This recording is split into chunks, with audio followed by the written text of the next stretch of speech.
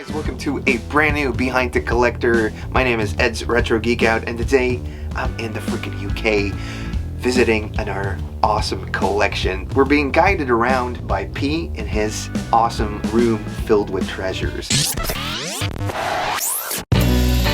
In this series, Aaron from Empire Toys 1138 guides me around the UK for some radical retro hunting. Come along as conventions, vintage toy shops, and collectors open up their doors for us to discover and learn about the toy grails and oddities Britain has to offer. It's royal toy time, so strap in and enjoy.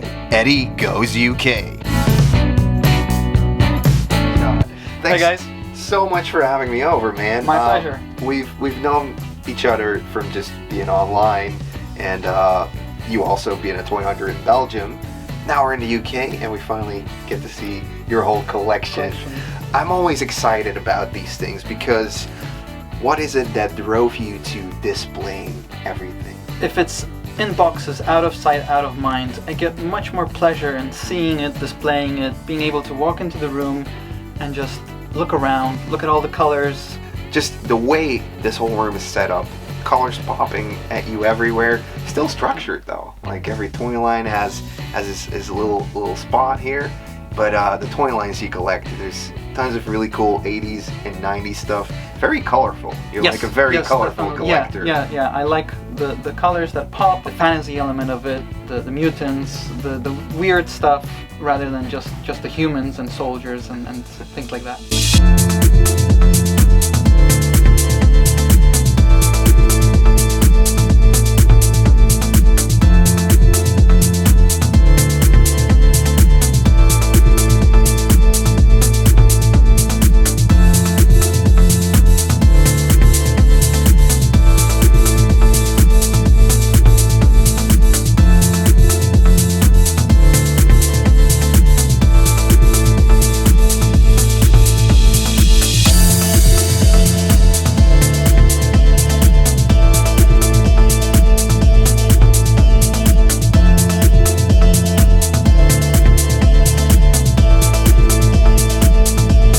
Anything that kind of sparked collecting for you?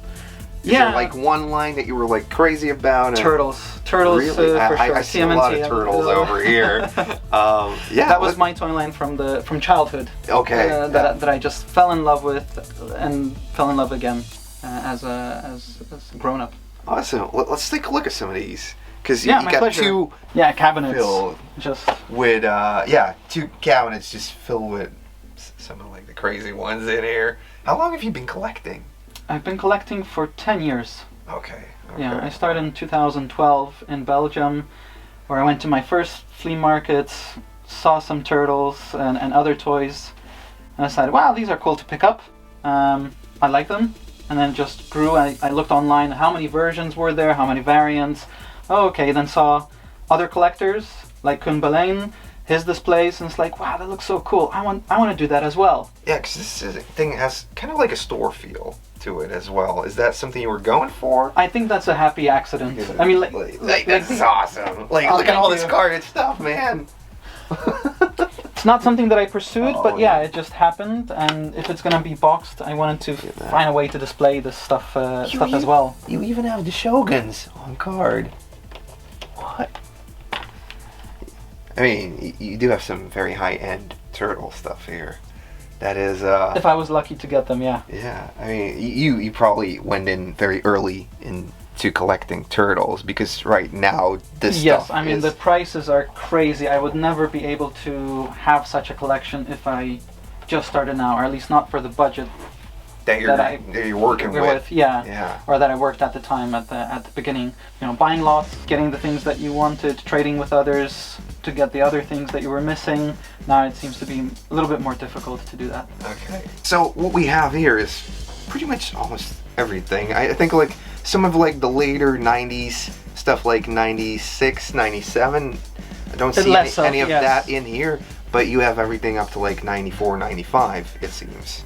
Yeah, so I started with the checklist of 88, 89, 90, seeing which series came out, looking at the different variants, but not having all variants essential to my collection, the things that I liked, and then I started to pursue and fill in the gaps. So you determined like a focus in advance. This is what I'm going for, Yes. and then you start If I find expanding on it, maybe some lucky finds, Exactly. and then going like, oh, maybe I should get like the other 3 turtles in this line. Yeah, Okay. yeah. Once you get like one, you want to... That's like a healthy way to go about it, I think.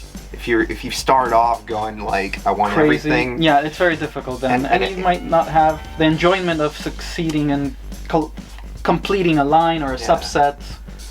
Then you're just gonna end up having bits and pieces of everything, but nothing that really gets that a completion. Some of those variants in there, like the later ones, like the sewer surfing Leonardo. Yep. And and the Michelangelo. Michelangelo, yeah. Or Raph.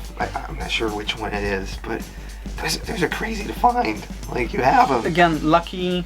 I think I got them in a lot, or just found one of them at a car boot, and not something that I pursued, but knowing that there are those variants, that they are special, that's also a big pleasure of discovering and educating yourself and finding out not only the variants but the different versions, and then recognizing it in the wild and then seeing, wow.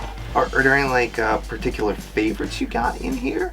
Yes, definitely the Samurai Leo is one of my favorites. It's the one that I remember most clearly from my childhood as one of the first ones that I got.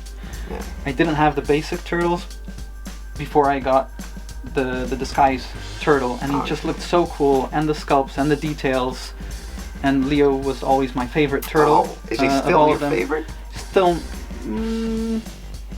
yes, from a sentimental value, but I see the qualities of Raph as Oh, really? well. Yeah. It seems like as you get older, Leo was my favorite as a kid because I wanted to be the leader. Yeah. And now it's just Raph because he's, angry all at the the world. time. It's crazy. Where's the love for Donnie? Donnie, he does machines, man. Where's the love for Donnie? Am I the only one out here that's like bit of Donnie? Like, he was my favourite. They're all cool. They're all cool. Yeah. Is a scratch something you desire or you're actively looking for, or is that? It is, but I know that it's outside of my budget at the moment. On one figure, it's too much for one when I can have a lot more that also mean much more for me from a sentimental value or from a nostalgic value. If Scratch wasn't that rare figure that is demanding such a price, for me it would just be another character figure. Oh, yeah. A funny character like Merdude or Worm or any other one.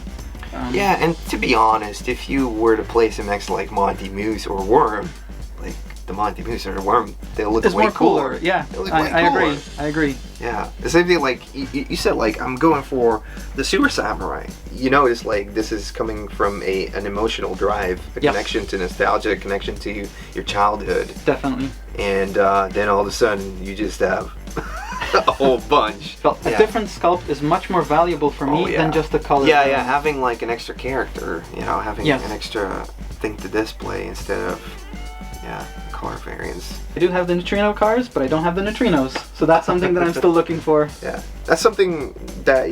Did you watch the cartoon? Is that something? Yes, the first. Is that why 6 you episodes, wanted that? Yeah, indeed. And also, I saw customs in other people's collections. I was probably like them, regretting that they never did such a version in the toy line. Yeah. And I said, oh, okay, that it's possible. It looks cool. Yeah, why not? I had a friend from Instagram. I saw that he did it. I had a couple of spares. Asked him if he would do mine as a trade for a couple of figures. Yeah. He agreed to it, and that's how I have it. Now, in every toy line, there's always some army builders. Obviously, for turtles, it's the Foot, and you got a pretty good Foot clan here. I never had a Foot soldier as a kid. Yeah. I had to wait till I started collecting to actually get. Okay, but the Foot Soldier is not the only one you're army building. What is the reasoning behind army building General Trauth, army building the Triceratons, and the Metalheads? So the idea was that in the cartoon there was an army of the rock guys coming from Dimension X, and I never understood why they didn't do the soldiers, so I just liked the idea of having more of those guys. With the Triceratons as well, it's a race of aliens that's more than one. some don't have tails, some have other bits broken off, so it's okay. I can say that it's different characters. And the metal head, I like when it's shiny, when it's chromed. Okay. And it's a robot, so you can make multiples of them. Oh yeah, So I definitely. thought, well, if Donnie was in a pinch and needed some support and backup, he would make more. Oh yeah, more metalheads. You got some carded stuff here. You obviously have some in the box, but Turtles isn't the only thing you collected. There's other like I cool, expanded beyond. cool, colorful looking toy lines that really piqued your interest. Yes, definitely. What is like the next thing that was on your list to really get? Masters of the Universe. Masters of the Universe? Yep. Okay, let's head over there.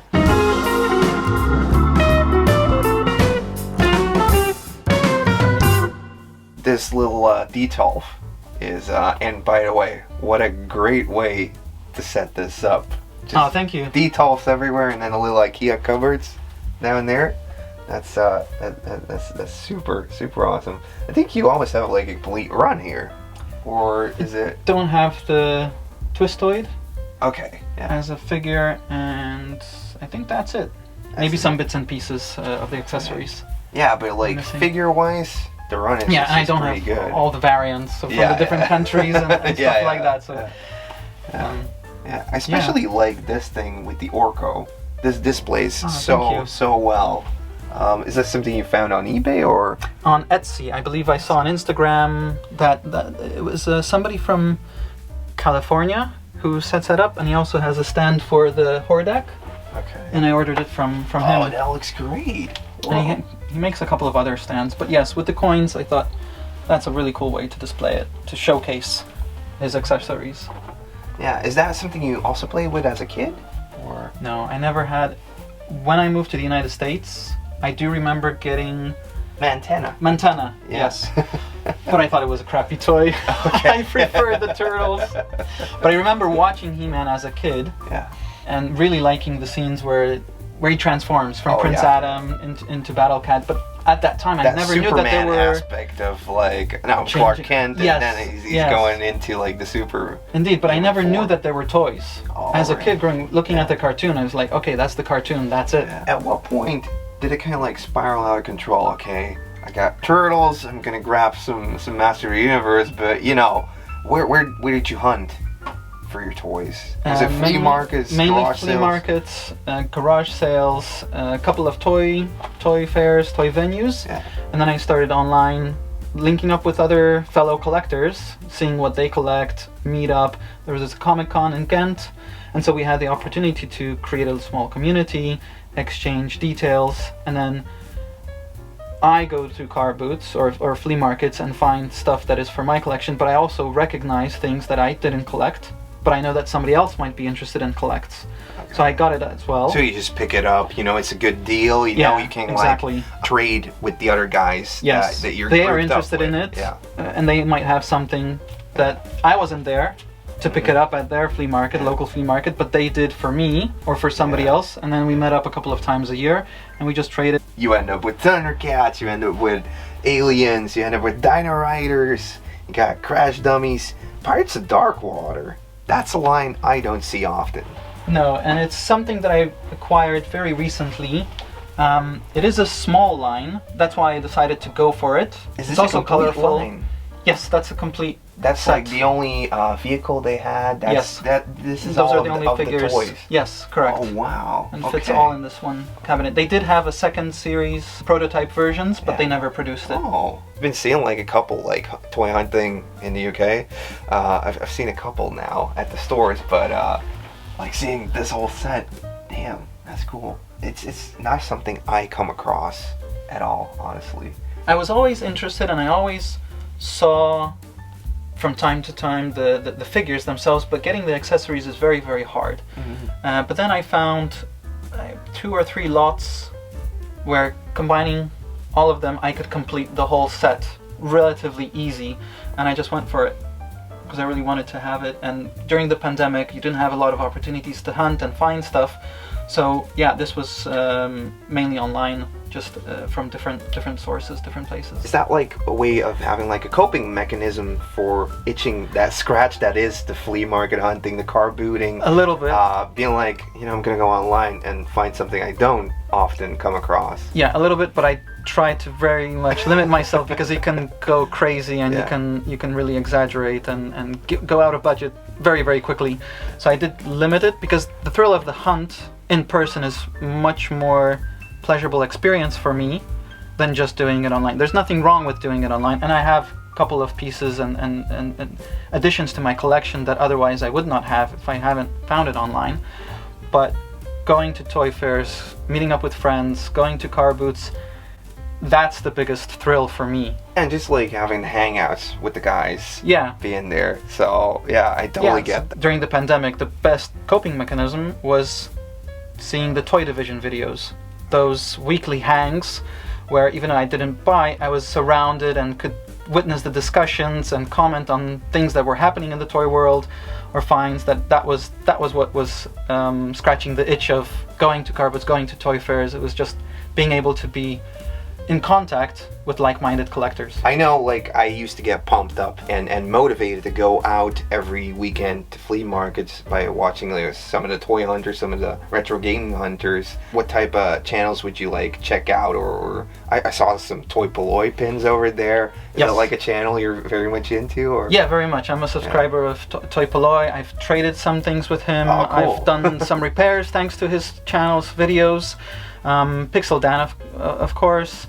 Dan Larson's Toy Galaxy, and then Michael French from Retroblasting, and a couple of other channels, Game Chasers as well. That's something that I did binge watch at a certain moment because I just like the atmosphere, even though I'm not a big gamer and game collector. It's the same vibe and feeling as hunting for toys, but they just have the passion for the games in that exactly. series, and that passion comes across, definitely. Then we have some Transformers, some Batman stuff, Starcom. You also have a ton of Transformers. Is that like a line you got into, or? Yeah, so as a child, I did get toys hand-me-downs, or my dad found toys at the flea market, and I always liked getting Transformers because it was a puzzle. For me, I never had the instructions to know how to transform it, and pieces were missing, so I didn't know that the head was missing. I just thought, oh, it's a robot, and the front chest is the head, the eyes, and the stuff. And only later on I found out that it's different. And with some of these, I was just lucky enough that I picked up a couple of turtles, and I asked, do you have any more toys? Oh yeah, I have all these boxes. What? They're just boxes. All of this. No, it's the toys are inside as well. Oh, okay. But it's with the boxes. What? Just That's an insane find, man. Ghostbusters, obviously, like Turtles and Ghostbusters, doing really well at the turn of the 1990s, and but it looks like there might be a couple of other things thrown in. Isn't this like Beetlejuice? Beetlejuice, yeah, that's a good eye. But they look very also similar. made by Kenner. Yeah. And I believe I heard, I don't know if it's true, that this series that was in Ghostbusters was supposed to be a line for Ghostbusters, but then they finished and they just moved it over to Beetlejuice. Okay. So that's why I put it in, because it fits nicely. Yeah, and you have like a very almost complete line as well over here. So that must have taken like a lot of time, because I don't come across this stuff very I think often. that when I started it was much more common. Yeah. It wasn't very popular. Okay. So it was fairly easy, and I had one collector friend in Belgium who had a lot of doubles, and so I got a lot of stuff thanks to him as well. And I got the mini plasma, ectoplasm ghosts. Not all the color variants, but I got all of the different sculpts. And that took a long time. That's pretty. That's pretty tough to get, indeed. Whoa. And then the finger poppers, and then I found out that each sculpt came in a different color as well. So there are three versions of each sculpt.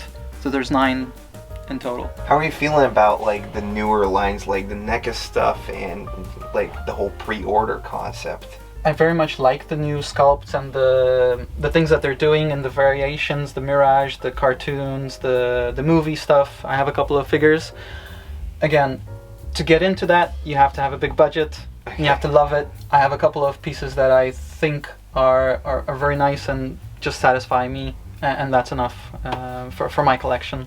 Okay. As a symbolic representation of that version, I have the more modern stuff.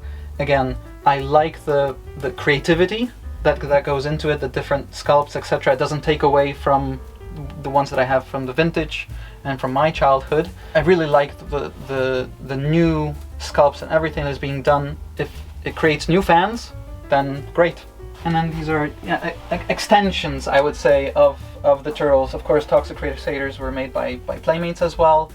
Were successful, and then Bucky O'Hare, even though an earlier property than the Turtles, a small line, easy to collect, and really liked it as well. This just brings you back to that old toy store feel. Obviously, a lot of the newer Masters of the Universe. How do you acquire this stuff? Is it like pre-order basis, or do you go to stores for these? No, so these ones are from stores, from Smith's, Okay. mainly, and it's just the pleasure of going to a toy store and buying Coming the back toy. was like, I got my And toy. yeah, exactly. And I liked looking at people's collections when they have it on card, the design, etc. I can't afford the vintage ones, Yeah. or just these ones as a representation is satisfactory for me.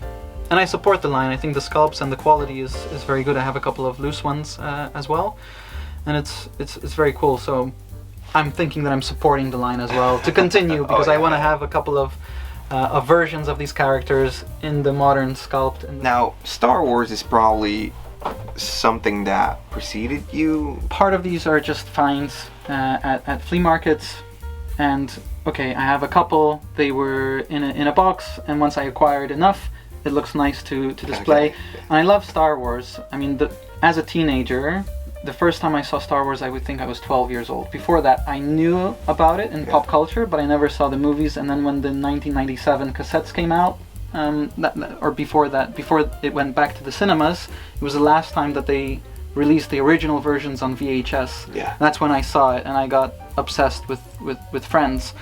And then finding the figures as a representation, that's absolutely fine. And a lot of these are actually with trade from Toy Polloi. Oh, cool. Power Rangers. For me, like, on the verge of, like, what I thought was cool. Like, the first couple seasons, I was kind of into it, but after that, it was like, yeah. A little bit cheesy. I just didn't feel like it was for me anymore. Mhm. You have, like, a whole case filled with just cool ones. Like, I didn't know this many different variations of the first edition Power Rangers as they were introduced to the Western world were produced even. Yeah. I didn't know either until I found them and came home and saw, oh, this one's different than that one. Oh, even when you flip the heads, it's a different character. Oh, how many variations are there? Trini and Aisha. So that was the first Yellow Ranger. That's the second. Mm-hmm. We then have, we checked these earlier, they're both Jasen, but you can get a Rocky version in the red. The Black Ranger back there, we've got two Zacks, but you can get a Adam in the flip head. We haven't checked it because we didn't want to knock all the figures down, but I'm hazarding a guess at the movie Black Ranger there, it's definitely going to be Adam. If it's Zack, we might have a weird like store malfunction or something. And the Pink Ranger there, you can get the Kimberly with the pink band, as you can see. They also do one with a yellow band, I think, which is Capt. Okay. What drove you to this? Was it the action figures? Was it the TV show? Or was it the Zords that kind of looked like that Zords. Godzilla type of thing? Big robots. Who doesn't like big robots? Yeah. The Zords. I mean, you were and into the fact of- Transformers, kind of. Yes, I So was. this is like Between- Voltron. Is that Yeah. something you knew? It's something that I knew, but I was never that. I knew about other series, other Japanese series that came into Poland. It wasn't Voltron. It was some other ones that combine. But I never knew that toys existed. Probably they were never imported to Poland at the time. But these ones, I just think they're cool toys. Being able to take them apart, put them together, create something different, different versions. Again, I looked at it from other friends' collections, having different versions and stuff, and I said, I want that too. What do you think about the action figures that, like, I guess, like, the flipper heads are cool, but like the monsters actually did like really cool, They're the most articulated creative ones. Yeah. Yeah, they're the most creative for me from sculpt wise, and then as a kid, I would definitely play with turtles, put them together. You got some big bad Beetleborgs.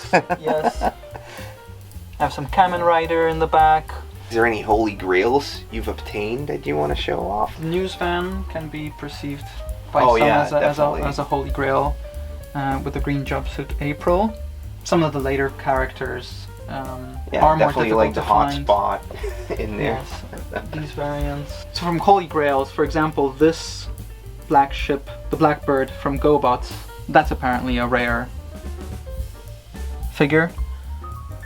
Found another culprit. The holy grail for me is are the second wave of the Universal Monster Turtles. Oh yeah, those are like super hard to find. Invisible Man Mikey. Yeah. I'd prefer him than Scratch. It's because he's Yeah. invisible. That's why you Or can't find it. the creature from the Lagoon. Black Lagoon. Yeah, Leo. Yeah. Trollosaurus. Right there. Yeah. That's cool. I have for example, I have the Oh wow. Thunder Wings. Saying like the wings, they're pretty tough to find. This has been like a super experience, and I think we're about to leave before Aaron is gonna turn into Lino. Oh. Thanks. That's great so having much. you. Yeah, thanks so much for having us over. This was amazing. I'm baffled, man. I love this collection. It's just something to be very proud of. The turtle collection is something I can learn from. The way I have it set up with the double display cases is something I want to do. I love that. So thanks for having us over. And guys, thanks for watching. Is there any socials people can find you on, or that you post on social media? Anything? Yeah, Instagram. Yeah. And then you can see me walking around BP fairs, either Sandown sweet. or sometimes NEC. There we go. So yeah, if you're out toy hunting in the UK, you might bump into P and have a cool chat about toys, man. Thanks so much for watching. Be sure to subscribe for more Behind the Collectors. Be sure to leave a comment down below what you thought was the coolest piece in this awesome collection, and we will see you in the next video. Bye. It's just like, oh, I'm losing balance. The struggles of being cameraman. Matty, I feel sorry for you, man. Like, this guy's a slave driver. He's like, Can you move over here so we can talk to the camera? stand there, stand there, stand there. I'm like, You're like sorry. Do you want to move that? That's right on your face. I'm trying. But apparently it's good to be a slave driver sometimes, because now we get to go and check out some of the doubles he has in his collection. So boxes. this just turned into a toy hunting trip. Hot damn! Look at all those boxes, guys.